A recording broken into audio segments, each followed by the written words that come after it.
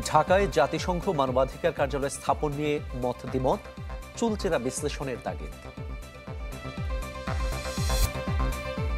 2024 সালে বিদেশের রেকর্ড বাংলাদেশি শ্রমিকের মৃত্যু 31 ভাগে অস্বাভাবিক, দাবি গবেষণা সংস্থা রামরোর। প্রধান উপদেষ্টা ও সিইসির বৈঠকের বিষয় প্রকাশের আহ্বান বিএনপির, দলের নাম ভাঙে আন্দোলন নয়। সামাজিক ব্যবসার মাধ্যমে জনগণের স্বাস্থ্যসেবা নিশ্চিত করা সম্ভব, ডোনেশনে নয়, সাভারে প্রধান উপদেষ্টা।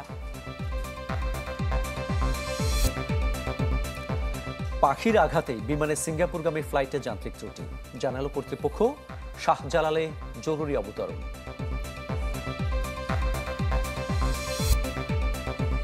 সন্ত্রাসী কর্মকাণ্ড ও চরমপন্থার অভিযোগে মালয়েশিয়া 36 বাংলাদেশি গ্রেফতার, 5 জনের বিরুদ্ধে মামলা। বাংলাদেশে জাতিসংঘের মানবাধিকার বিষয়ক কার্যালয় স্থাপন নিয়ে সরকারের বিভিন্ন সংস্থার মধ্যে আছে মত দ্বিমত। চলতি মাসে পররাষ্ট্র মন্ত্রণালয়ের উদ্যোগে এক আন্তঃমন্ত্রণালয় সভায় জাতিসংঘের এ ধরনের কার্যালয় স্থাপনের মাধ্যমে বাংলাদেশের অভ্যন্তরীণ নীতিতে হস্তক্ষেপের আশঙ্কা প্রকাশ করে একাধিক সংস্থা। জাতিসংঘের কার্যালয় স্থাপন না করে বরং জোর দেওয়া হয় জাতীয় মানবাধিকার কমিশনের সক্ষমতা বৃদ্ধির। সাবেক কূটনীতিকদের মতে বিষয়টি নিয়ে রাজনৈতিক দলসহ বিভিন্ন পর্যায়ে আলোচনার প্রয়োজন রয়েছে। মোর্শেদ হাসিফের রিপোর্টে বিস্তারিত। জাতিসংঘের মানবাধিকার বিষয়ক কার্যক্রম পরিচালিত হয় সদর দপ্তর সুইজারল্যান্ডের জেনেভা থেকে। এরপরও মানবিক পর্যবেক্ষণ, সুরক্ষা ও সরাসরি কারিগরি সহায়তা দিতে বিশ্বের 18টি দেশে কার্যালয় আছে জাতিসংঘের মানবাধিকার কমিশনারের। সংস্থাটি চায় বাংলাদেশেও তাদের একটি কার্যালয় স্থাপনের। অন্তর্বর্তী সরকারও এ ব্যাপারে ইতিবাচক মনোভাব দেখায়। শুরু হয় প্রাথমিক আলোচনা। সংস্থাটি দেয়া খসড়ার উপর একাধিক সংশোধন আনে দুপক্ষই। চূড়ান্ত সিদ্ধান্তের আগে জুন মাসে সদ্য সাবেক ভারপ্রাপ্ত পররাষ্ট্র সচিব আয়োজন করেন এক মন্ত্রণালয় সভার, যেখানে বেশ কিছু গুরুত্বপূর্ণ মতামত বা পর্যবেক্ষণ দেয় বিভিন্ন মন্ত্রণালয়ের প্রতিনিধিরা। সভায় প্রশ্ন ওঠে জাতিসংঘ মিশনটির স্ট্যাটাস কি হবে তা নিয়ে। জাতীয় মানবাধিকার কমিশনের পক্ষ থেকে প্রশ্ন তোলা হয় কার্যালয়ে থাকা বাকি 18টি দেশের সাথে বাংলাদেশের মানবাধিকার পরিস্থিতি সেসব দেশের সাথে তুলনীয় কিনা। সভায় আইন শৃঙ্খলার সাথে জড়িত সংস্থা জোর দেয় জাতিসংঘের কার্যালয় স্থাপনের চাইতে জাতীয় মানবাধিকার কমিশনের সামর্থ্য বৃদ্ধির উপর। এছাড়া পশ্চিমা ধ্যান ধারণা অভ্যন্তরীণ নীতি প্রণয়নে হস্তক্ষেপের আশঙ্কাও প্রকাশ করা হয়। সভায় জননিরাপত্তা বিভাগের প্রতিনিধি দেশে বিদ্যমান আর্থসামাজিক প্রেক্ষিত বিবেচনায় জাতিসংঘের কার্যালয়ের সম্ভাব্য নেতিবাচক প্রভাব নিয়ে পর্যালোচনার পক্ষে মতামত দেন। আর তথ্য ও সম্প্রচার মন্ত্রণালয়ের প্রতিনিধি এ বিষয়ে জাতীয় পর্যায়ে সংলাপে জোর দেন। তবে আইন ও বিচার বিভাগের প্রতিনিধি বলেন জাতিসংঘের সাধারণ পরিষদে যে রেজলিউশনের মাধ্যমে মানবাধিকার বিষয়ক কমিশনারের ম্যান্ডেট সৃষ্টি করা হয়েছে, যেখানে কোনো দেশের অভ্যন্তরীণ বিষয়ে হস্তক্ষেপ না করার বিষয়টি উল্লেখ রয়েছে। কূটনৈতিক বিশ্লেষকরা এ বিষয়ে আরো চুলচেরা বিশ্লেষণের প্রয়োজন আছে বলে জানান। এরা সেই জায়গা থেকে আসে যেখানে সংকট হয়। আমরা কি মনে করি আমাদের মানবাধিকার লঙ্ঘন নিয়ে আমাদের কোনো সংকট আছে? যদি আমরা মনে করি তাহলে আমরা এতে ইতিবাচক হতে পারি। আর যদি মনে করি যে আমাদের কোনো সংকট নাই বা ভবিষ্যতে হবে না, সে ব্যাপারে যদি আমাদের মধ্যে আত্মবিশ্বাস থাকে, তাহলে আমরা বলতে পারি যে আপনাদের দরকার নাই, আমরা আমাদেরটা পারব। আর সদ্যবিদায়ী জার্মান রাষ্ট্রদূত জোর দেন মানবাধিকার কার্যালয় স্থাপনের উপর। With this respect, I think it can be very helpful for the country, but there has to be a willingness to do so. Right.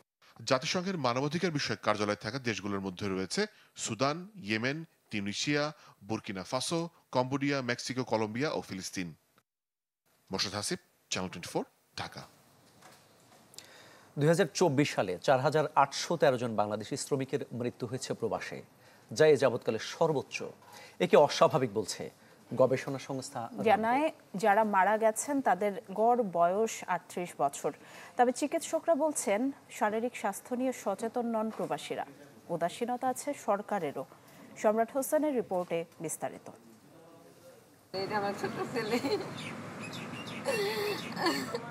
দোহারের Rokeya বেগমের এই আহাজারি সন্তানের জন্য, যিনি 8 মাসের প্রবাস জীবন কাটিয়ে দেশে ফিরেছেন নিথর দেহে।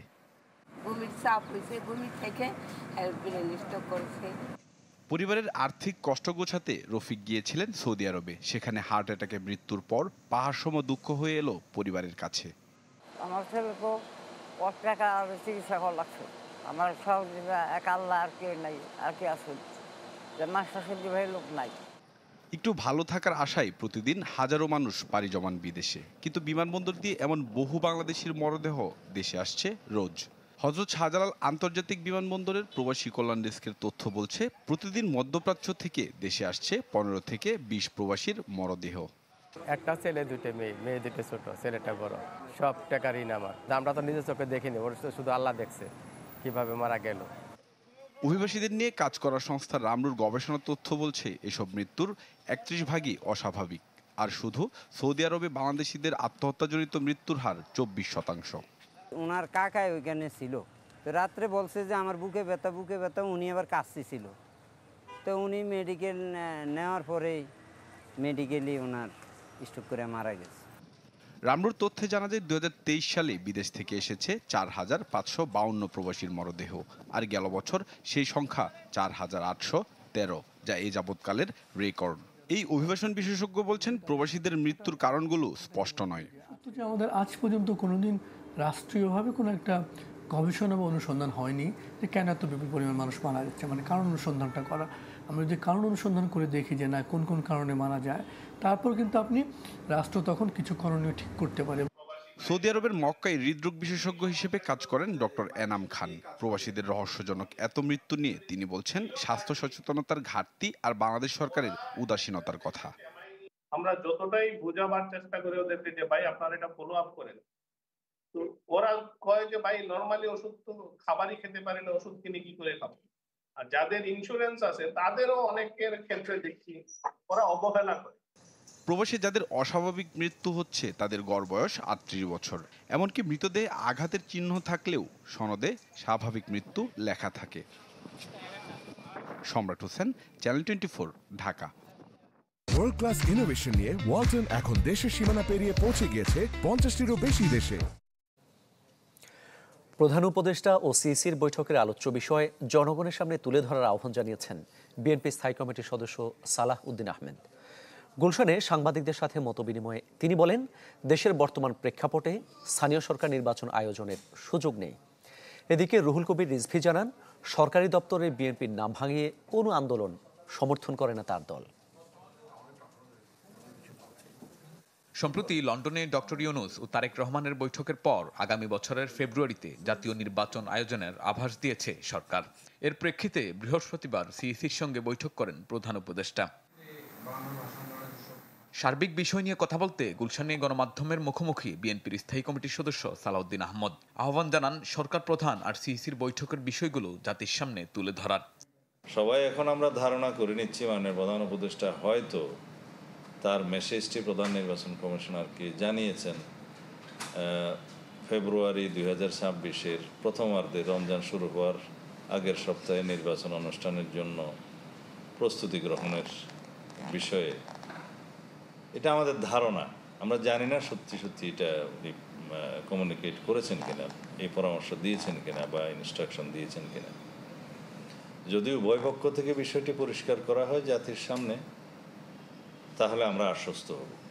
এদিকে বাংলাদেশ পূজা উদযাপন ফ্রন্ট ঢাকা মহানগর আয়োজিত রথযাত্রা পূর্ব আলোচনায় রুহুল কবির রিজভী জানান, সরকারি দফতরগুলোতে বিএনপির নাম ভাঙিয়ে কোনো আন্দোলন সমর্থন করে না তার দল। ইনকাম ট্যাক্স অফিস এবং ইনকাম ট্যাক্স এইখানে একজন ব্যক্তি বিএনপির নাম ভাঙিয়ে আন্দোলন করছেন, এই আজকে চেয়ারম্যানকে সরাবেন, কালকে এই করবেন, এটা কেন? তাকে কে দায়িত্ব দিয়ে? আমি তো সিনিয়র যুগ্ম মহাসচিব, আমি তো জানি না। বিভিন্ন ক্ষেত্রে বিভিন্ন ডিপার্টমেন্টে এই ধরনের একটা সুবিধাবাদী গোষ্ঠী, একটা চক্র, তারা নানাভাবে বিভ্রান্ত করার চেষ্টা করছে। এ ব্যাপারে সবাইকে সতর্ক থাকতে হবে। দেশ ও জনগণের বিপক্ষে যায় এমন কাজ থেকে বিরত থাকতে নেতাকর্মীদের আহ্বান জানান বিএনপির এই নেতা। কিন্তু যেখানে ত্রুটি দেখছি, যেখানে শাহনেওয়াজ বাবলু, চ্যানেল 24, ঢাকা। সামাজিক ব্যবসা নিয়ে যে কোনো আয়োজনে আপত্তি ছিল আগের সরকারের। বিগত দিনে সরকার নিজস্ব জায়গায় সামাজিক ব্যবসা দিবস পালন করতে দেয়নি বলে মন্তব্য করেছেন প্রধান উপদেষ্টা ডক্টর মোহাম্মদ ইউনূস। সাভারে 15তম সামাজিক ব্যবসা দিবসের অনুষ্ঠানে প্রধান উপদেষ্টা আরও বলেন, সামাজিক ব্যবসার মাধ্যমে জনগণের স্বাস্থ্যসেবা নিশ্চিত করা সম্ভব, ডোনেশনের মাধ্যমে নয়। কাল শেষ হবে সামাজিক ব্যবসা দিবস অনুষ্ঠানের আনুষ্ঠানিকতা। 15তম সামাজিক ব্যবসা দিবসের অনুষ্ঠান। দুদিন ব্যাপী এই অনুষ্ঠানের প্রথম দিনে অংশ নেন প্রধান উপদেষ্টা ডক্টর মোহাম্মদ ইউনূস। জাতীয় সঙ্গীতের মাধ্যমে শুরু হয় অনুষ্ঠান, পরিবেশন করা হয় সাংস্কৃতিক অনুষ্ঠানের। অনুষ্ঠানে মূল বক্তব্য উপস্থাপন করেন প্রধান উপদেষ্টা। দাবি করেন, বিগত সরকার নিজ জায়গায় সামাজিক ব্যবসা দিবস উদযাপনের সুযোগ দেয়নি।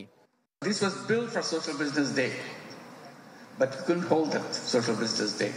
This is nothing to do with anything government should worry about, but we were not allowed to hold this. So this is the first time we're holding Social Business Day. Doctor Yunus বলেন, বর্তমান বিশ্ব গড়ে উঠেছে স্বার্থপরতার মধ্য দিয়ে, যা শেষ হবে ধ্বংসের মাধ্যমে। এ সময় তিনি বলেন, সামাজিক ব্যবসার মাধ্যমে জনগণের স্বাস্থ্যসেবা নিশ্চিত করা সম্ভব, ডোনেশনের মাধ্যমে নয়। There are many nursing colleges around the world, but this one is a special, and it could be done in thousands of it. It makes economic sense. It's not a donation based. It's a self-sustaining base, that's all. তরুণরা বাংলাদেশকে অন্ধকার থেকে আলোতে নিয়ে এসেছে বলেও জানান প্রধান উপদেষ্টা। They have done amazing things. Young people came out. They said enough is enough. Get out. They gave their life. In a very short period, few days. They moved the country from the extreme darkness to the bright light. And that's a young people. অনুষ্ঠানের প্রধান উপদেষ্টা নিজেদের স্বার্থে নতুন বিশ্ব গড়ে তোলার আহ্বান জানান। আশাকিন প্রিন্স, চ্যানেল 24, ঢাকা।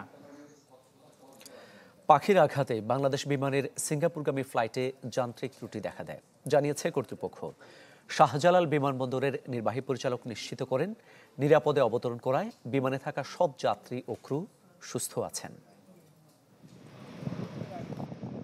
শুক্রবার সকালে ঢাকার শাহজালাল আন্তর্জাতিক বিমানবন্দর থেকে সিঙ্গাপুরের উদ্দেশ্যে উড়াল দেয় বিমান বাংলাদেশ এয়ারলাইন্সের BG584 ফ্লাইটটি।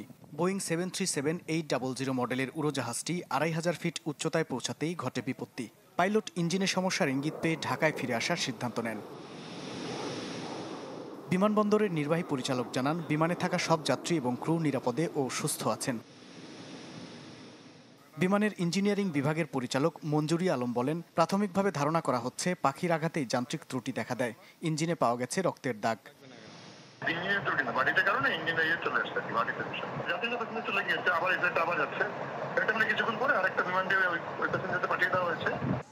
শাহজালাল বিমানবন্দর কর্তৃপক্ষ জানায়, এ ধরনের পরিস্থিতি মোকাবিলায় তারা সব সময় প্রস্তুত। বার্ড স্ট্রাইক এড়াতে নিয়মিতভাবে নেওয়া হচ্ছে বিশেষ ব্যবস্থা। মাহবুবুর রহমান, চ্যানেল 24, ঢাকা। সংবাদের পর্যায়ে একটা বিরতি নিচ্ছি, ফিরছে একটু পর, সাথেই থাকুন।